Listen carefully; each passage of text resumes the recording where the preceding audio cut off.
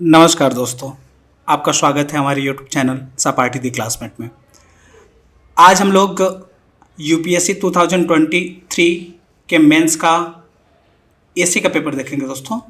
तो खंड ए का पहला क्वेश्चन है कि चिंतन एक तरह का खेल है, यह तब तक प्रारंभ नहीं होता जब तक एक विरोधी पक्ष न हो। यानी thinking is like a game, it does not begin unless there is an opposite side. तो इस स्टेटमेंट पे आपको एक ऐसे लिखना है। तो कैसे लिखेंगे इसको हम लोग डिस्कस करेंगे और एक आंसर मैं आपको दिखाऊंगा, उसके बेस पे आप अपना आंसर राइटिंग प्रैक्टिस कर सकते हैं। तो आइए देखते हैं। तो देखिए दोस्तों, जब भी हम लोग कोई ऐसे लिखते हैं या कोई आंसर राइटिंग करते हैं तो उसमें तीन चीज़ों का हम लोग ध्यान देते हैं। पहला ये कि एक इंट्रो पार्ट होता है किसी भी ऐसे का, एक इंट्रोडक्शन हम लोग उसका परिचय लिखते हैं। उसके बाद मेन बॉडी का पार्ट होता है जिसमें हम लोग उस चीज़ों को और अच्छा से एक्सप्लेन करते हैं। और लास्ट में जो हम लोग एक कंक्लूजन का पार्ट होता है जिससे हम लोग इससे को क्या करते हैं, कंक्लूड कर देते हैं। यानी एक निष्कर्ष पे हम लोग आते हैं और एक बैलेंस कंक्लूजन हम लोग देते हैं। तो यहाँ पे भी इस ऐसे राइटिंग में भी हम लोग एक इंट्रो का पार्ट, एक बॉडी और नीचे कंक्लूजन देकर इस ऐसे को कंप्लीट करेंगे। तो आज हम यहाँ पे देखेंगे कि कैसे इस ऐसे को हम लोग शुरू करेंगे और इसको इसके बॉडी वाले पोर्शन को कैसे लिखेंगे और कैसे इसको कंक्लूड करेंगे। तो काफ़ी इंपॉर्टेंट वीडियो हो जाता है आपके लिए दोस्तों। अगर आपके दोस्त लोग भी जो यूपीएससी का प्रिपरेशन कर रहे हैं और अगले साल 23 में मेंस लिखने वाले हैं या आंसर राइटिंग का प्रैक्टिस कर रहे हैं तो उन लोगों के लिए काफ़ी इंपॉर्टेंट वीडियो हो जाता है। तो आप लोग इसे ध्यान से देखिए और हो सके तो अपने दोस्तों में भी इसे शेयर करिए। अगर आप चैनल पे पहली बार आए हैं तो चैनल को भी सब्सक्राइब कर लीजिए, बेल आइकन को ऑन कर लीजिए ताकि जब भी मैं न्यू वीडियो अपलोड करूं आपके पास उसका नोटिफिकेशन आ जाए। तो चलिए दोस्तों शुरू करते हैं। पहले इस क्वेश्चन को समझते हैं। ये जो स्टेटमेंट है इसको समझने का प्रयास करते हैं क्योंकि इसकी समझ ही हमें एक अच्छा इंट्रो प्रोवाइड कराएगी। ठीक है, तो इसमें यह बोला जा रहा है कि चिंतन एक तरह का खेल है, यानी थिंकिंग है वो एक तरह का गेम है। यह तब तक प्रारंभ नहीं होता जब तक कि एक विरोधी पक्ष ना हो। यानी चिंतन का जो प्रोसेस है, थिंकिंग का जो प्रोसेस है वो शुरू नहीं होता जब तक कि कोई विरोधी पक्ष ना हो, यानी अपोजिट टीम ना हो। ठीक है, तो ये क्वेश्चन है कि जब तक अपोजिट टीम ना हो थिंकिंग का प्रोसेस शुरू नहीं होता है। तो अपोजिट टीम्स क्या होगा दोस्तों थिंकिंग प्रोसेस के लिए, विरोधी पक्ष क्या होगा, इसको समझते हैं। इसी से हमारा इंट्रो शुरू होगा। ठीक है, तो समझिए कि यहाँ पे आपका जो इंट्रो वाला पोर्शन है हम लोग शुरू कर दिया। आप आंसर राइटिंग में इसका यूज कर सकते हैं। जैसे इंट्रो आपका शुरू हो गया, इंट्रोडक्शन वाला पोर्शन आप क्वेश्चन को समझाते हुए अपना लिख सकते हैं। ये इंट्रो का पोर्शन हम लोग शुरू कर दिए कि इसको इंट्रोड्यूस कैसे करेंगे। तो सबसे पहले क्वेश्चन को समझाते हुए इंट्रोड्यूस करेंगे। तो अपोजिट टीम्स के बारे में पूछ रहा है, अपोजिट टीम्स के बारे में बोला है कि अपोजिट्स क्या है, अपोजिट टीम्स क्या हैं जिसके बेस पे कोई थिंकिंग प्रोसेस शुरू होता है। ठीक है, बिना अपोजिट्स के थिंकिंग प्रोसेस शुरू नहीं होता, ये बोला गया है।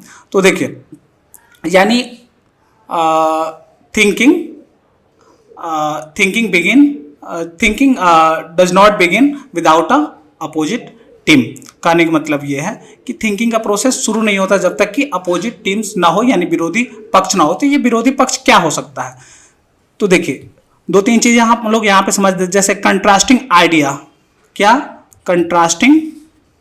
कंट्रास्टिंग आइडिया, यानी एक विरोधी पक्ष के रूप में कंट्रास्टिंग आइडिया। जैसे कोई चीज़ के बारे में जब कोई सोचता है तो एकदम से उसके विरोध में जब बात आता है यानी कंट्रास्टिंग आइडिया जाता है, तब जाके थिंकिंग का प्रोसेस शुरू होता है। या आप इसे पर्सपेक्टिव्स भी बोल सकते हैं, पर्सपेक्टिव्स, यानी अपोजिट टीम्स में कंट्रास्टिंग आइडियाज, पर्सपेक्टिव्स या पॉसिबिलिटीज आ सकती है। क्या आ सकती है, पॉसिबिलिटीज। यानी ये चीज़ें जो है एक अपोजिट टीम्स के रूप में वर्क करती है। तो आप इंट्रो में इन चीज़ों को मेंशन कर सकते हैं, क्वेश्चन को क्या बोला जाता है, जो स्टेटमेंट दिया हुआ है उसको समझाते हुए कि अपोजिट टीम्स क्या है और बिना इसके कोई थिंकिंग प्रोसेस शुरू क्यों नहीं होता। देखिए दोस्तों, जब तक कोई अपोजिट टीम नहीं आएगा, जब तक कोई अपोज करने वाला नहीं होगा, जब तक अलग पर्सपेक्टिव्स या पॉसिबिलिटी सामने नहीं आएगा, तब तक थिंकिंग का प्रोसेस शुरू नहीं होता है। ठीक है, तो इंट्रो में आप इन चीज़ों को मेंशन कर सकते हैं। उसके बाद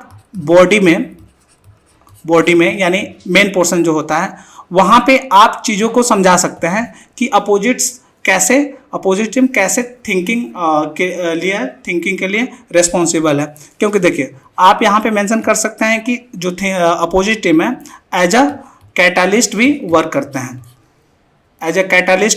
हैं, और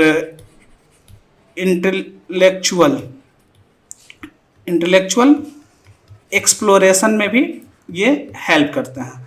चीज़ों को अच्छा से इंटेलेक्चुअल लेवल पे एक्सप्लोर करने के लिए जो अपोजिट टीम होते हैं, यानी कंट्रास्टिंग आइडियाज़ होते हैं, पॉसिबिलिटीज़ होते हैं या पर्सपेक्टिव्स होते हैं, वो एज ए कैटलिस्ट वर्क करते हैं। क्वेश्चन अराइज होता है, इससे आप चीज़ों को और अच्छा तरीका समझते हैं, एक चिंगारी पैदा होती है मन में जिससे आप चीज़ों को समझ सकें, और साथ में एक अपोजिट व्यू पॉइंट भी मिलता है। ठीक है, तो इन सारी चीज़ों को आप मेंशन कर सकते हैं। इसके अलावा अपोजिट जो टीम है वो क्वेश्चन अराइज करते हैं। क्या करते हैं? क्वेश्चन अराइज करते हैं, और जिसके बेस पे आप किसी चीज़ को अच्छा से एनालाइज करते हैं और उसको अच्छा से इवैल्यूएट करते हैं।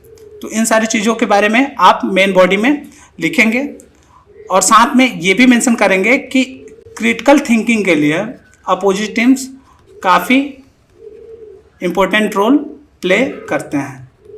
ठीक है, क्रिटिकल थिंकिंग डेवलप होता है, और जिससे क्या होता है, क्रिटिकल थिंकिंग डेवलप होता है जिससे जो प्रॉब्लम सॉल्विंग अप्रोच डेवलप होता है। क्या होता है? प्रॉब्लम सॉल्विंग अप्रोच डेवलप होता है। तो देखिए कितना इंपॉर्टेंट रोल है अपोजिट साइड्स का। तो इन सारी चीज़ों के बारे में आप मेंशन करते हैं, और साथ में ये भी मेंशन कर सकते हैं दोस्तों कि जब भी कोई आइडियाज़ होता है उसका प्रोज और कॉन्स क्या है, उसके बारे में भी अपोजिट टीम के थ्रू पता चलता है, या उसका एडवांटेज और डिसएडवांटेज क्या है, किसी चीज़ का एडवांटेजेस एंड डिसएडवांटेजेस के बारे में भी ये अपोजिट्स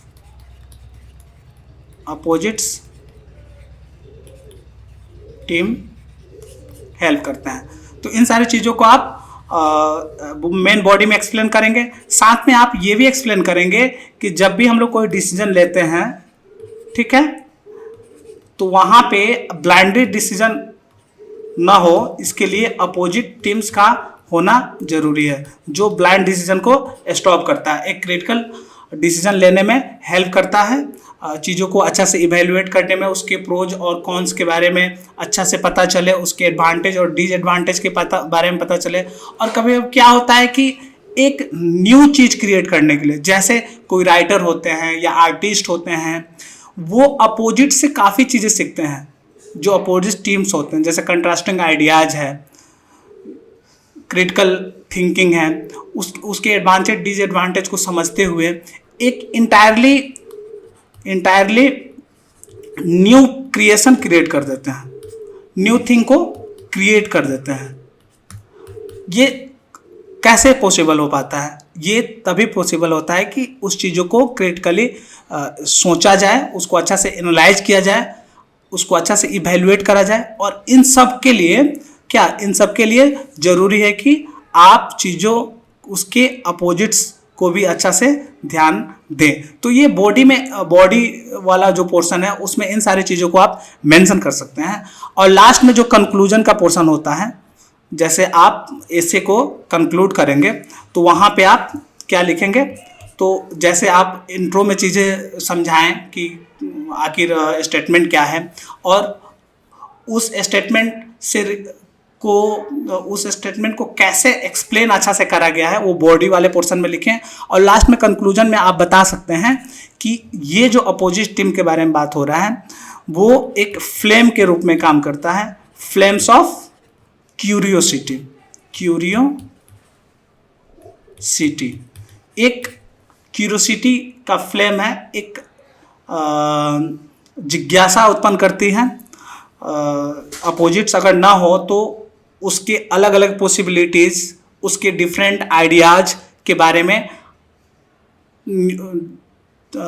सोचने की क्षमता जल्दी नहीं आती है। अगर अपोजिट्स हैं, कोई क्वेश्चन कर रहा है उस पर, तो उस चीज़ों को उसमें क्यूरियोसिटी और जनरेट होती है और चीज़ों को और अच्छा तरीक़ा से बेहतर किया जाता है। साथ में आप इंटेलेक्चुअल एक्सप्लोरेशन के बारे में भी लिख सकते हैं कि ये इंटेलेक्चुअल एक्सप्लोरेशन में भी हेल्प करता है, एक्सप्लोरेशन में। और साथ में इन सारे चीज़ों के बाद आप मेंशन कर सकते हैं कि ये पाथ ऑफ ह्यूमन प्रोग्रेस के रूप में वर्क करता है, कि चीज़ों को जब तक अच्छा से समझा नहीं जाए, उसके प्रोज कॉन्स, एडवांटेज डिसएडवांटेज, उसके क्रिटिकल एनालाइज ना करा जाए, तो चीज़ें उसको अच्छा तरीक़ा से समझना, पूरी तरीक़े से समझ पाना सही नहीं है। और एक थिंकिंग का प्रोसेस शुरू नहीं होता है जब तक ये सारे चीज़ नहीं ऐड होते हैं।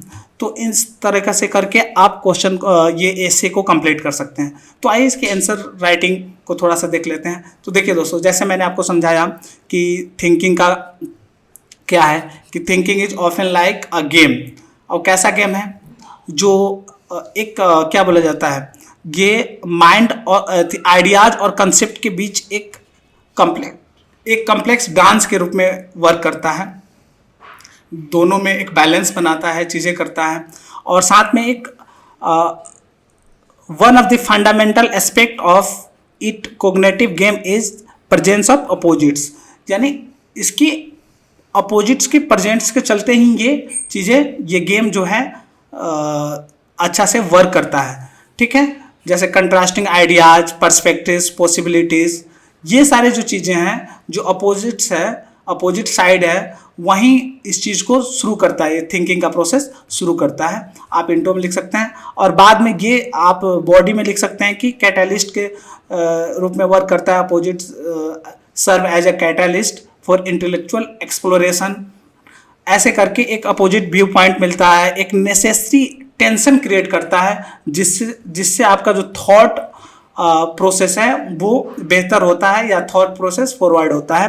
तो इन सारे चीज़ों के बारे में आप लिखेंगे और साथ में ये भी मेंशन करेंगे कि ये एक क्रिटिकल थिंकिंग और प्रॉब्लम सॉल्विंग में भी हेल्प करता है। यानी डायलेक्चुअल जो प्रोसेस है, यानी ये कंट्रास्टिंग जो आइडियाज़ है, अपोजिट्स जो टीम है, वो थिंकिंग को कैसे इन्फ्लुएंस करते हैं। साथ में आप यहाँ पे एक फ्यूल के रूप में काम करता है, एक ईंधन के रूप में काम करता है अपोजिट्स थिंकिंग के लिए। ये आप मेंशन करेंगे। एक आर्गुमेंट जो होता है, अपोजिंग पॉइंट व्यू जो होता है, वो एक स्पार्क जनरेट करता है इनसाइट अंडरस्टैंडिंग के लिए। और आप इसको ऐसे आंसर राइटिंग में लिख सकते हैं, जैसे मैंने यहाँ पे लिखा है, without an opposite side a debate would be reduced to mere rhetoric, lacking the intellectual rigor that makes it a valuable exercise। तो इस तरह आप आंसर लिख सकते हैं। और देखिए यहाँ पे opposites also play a crucial role in creativity, यानी क्रिएटिविटी में एक क्रूशियल रोल प्ले करता है अपोजिट्स। तो इन सारी चीज़ों के बारे में आप लिखेंगे। और देखिए यहाँ पे दोस्तों मेंशन करा गया कि जैसे आर्टिस्ट होते हैं या राइटर होते हैं या इन्वेंटर होते हैं, वो क्या जो कंट्रास्टिंग एलिमेंट्स है उससे वो इंस्पायर होते हैं, इंस्पिरेशन लेते हैं और क्रिएट समथिंग इंटायरली न्यू, और एक नया तरीके की चीज़ें क्रिएट कर देते हैं। तो इन सारी चीज़ों के बारे में लिखेंगे। और देखिए डेली लाइफ के एग्जांपल्स के थ्रू भी आप समझाते हैं कि जब भी हम लोग कोई डिसीजन मेकिंग प्रोसेस से गुजरते हैं तो एक बेड रॉक के रूप में अपोजिट्स वर्क करते हैं, क्योंकि वहाँ पे आप वेट करते हैं किसी चीज़ का कि उसका प्रोज और कॉन्स क्या है, एडवांटेज और डिसएडवांटेज क्या है बिफोर मेकिंग एनी चॉइसेस। तो ये जो अपोजिट साइड्स हैं ये काफ़ी क्रूशियल रोल प्ले करते हैं। अगर ये अपोजिट साइड्स ना हो, without opposing sides we would make decision blindly. तो हम लोग का जो डिसीजन है वो एक ब्लाइंडेड डिसीजन होगा अगर ये अपोजिट्स ना हो, without considering the consequences and alternative. इसका परिणाम क्या होगा, इसका अल्टरनेटिव क्या होगा अगर ऐसा कुछ करते हैं। तो अपोजिट्स हैं तो उन सारी चीज़ों के बारे में अच्छा से पहले ही परख हो जाती है। और लास्ट में आप कंक्लूजन में लिखेंगे कि thinking much like a game rely on the existence of opposites, they ignite the flame of curiosity, drive intellectual exploration and foster creativity. The clash and interplay of opposites are the spark that illuminate the path of human progress. एक रोशनी दिखाता है चिंगारी, जो clash होता है opposites के साथ, जो चिंगारी निकलता है, जो एक चमक निकलता है, एक ऊर्जा, एक प्रकाश दिखाता है ह्यूमन प्रोग्रेस पाथ पे आगे बढ़ने के लिए। तो इन सारे चीज़ों का आप मेंशन करते हुए आप अपना एक अच्छा सा कंक्लूजन देंगे। तो दोस्तों आपको ये एसे का एक्सप्लेनेशन कैसा लगा आप कमेंट बॉक्स में लिखेंगे। अगले वीडियो में हम लोग इसके नेक्स्ट एसे को कंप्लीट करेंगे। Keep writing, keep practices. Thank you so much.